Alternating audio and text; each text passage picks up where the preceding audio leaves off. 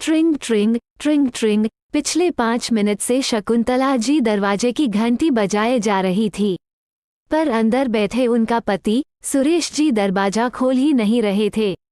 इधर शकुंतला जी गुस्से से बड़बड़ाए जा रही थीं। अभी 10 मिनट पहले ही घर से बाहर आई हूँ और ये है कि दरवाजा ही नहीं खोल रहे हैं। पता नहीं क्या कर रहे हैं अकेले में, हमको तो कुछ समझ ही नहीं आ रहा है। परेशान मुद्रा में दरवाजे को एक टक निहारे जा रही थी कि तभी दरवाजा खुलता है और सुरेश जी को देखते ही शकुंतला जी का गुस्सा शुरू हो जाता है। काजी, हम कब से दरवाजा खटखटा रहे थे और आप पता नहीं कौन काम में बिजी थे। इतना क्या जरूरी काम कर रहे थे जो आपको घंटी की आवाज सुनाई ना पड़ी। ऐसा कहते हुए शकुंतला जी सुरेश जी को साइड करते हुए अंदर बढ़ती हैं और इधर हड़बड़ाए से सुरेश जी हल्का डर का भाव लिए अपनी पत्नी से कहते हैं, अभी तो 10 मिनट पहले गई थी और अभी के अभी लौट आई।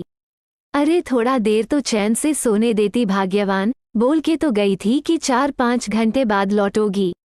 अरे क्या बताएं जी, वो मेरा बटुआ यहीं छूट गया ना, तो हम कैसे जाते वहां तक।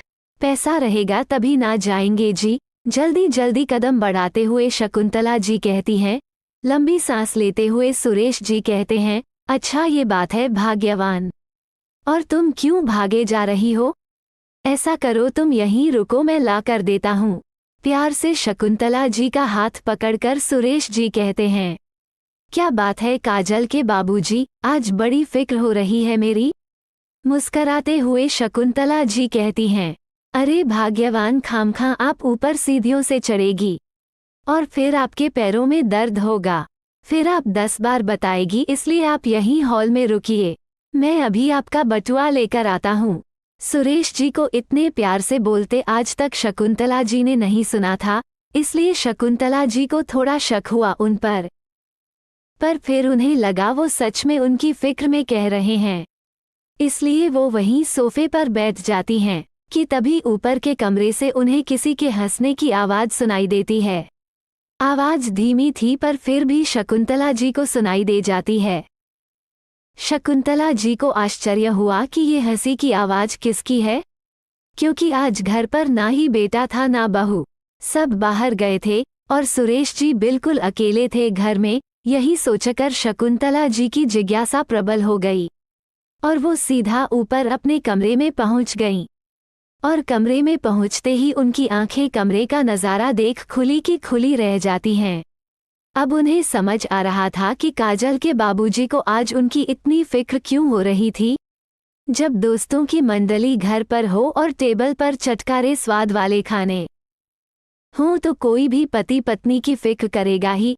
अब तक तो शकुंतला जी का गुस्सा सिर तक चढ़ चुका था और सुरेश जी की हवा निकल चुकी थी। गुस्से से शकुंतला जी बटुआ वहीं छोड़कर सीढ़ियों से नीचे आ जाती हैं, आकार गुस्से से सोफे पर बैठ जाती हैं।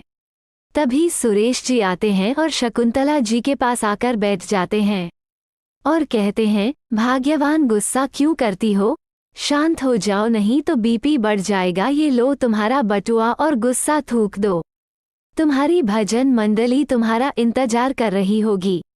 सुरेश जी की बातें सुनकर शकुंतला जी अन्य ढंग से कहती हैं, अब नहीं जाना मुझे कहीं।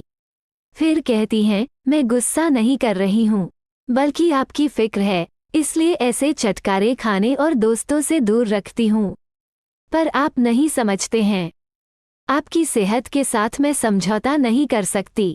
ये बात क्यों नहीं समझते आप, मैं सब समझता हूँ भाग्यवान, पर कभी मेरी जगह खुद को रख कर देखो।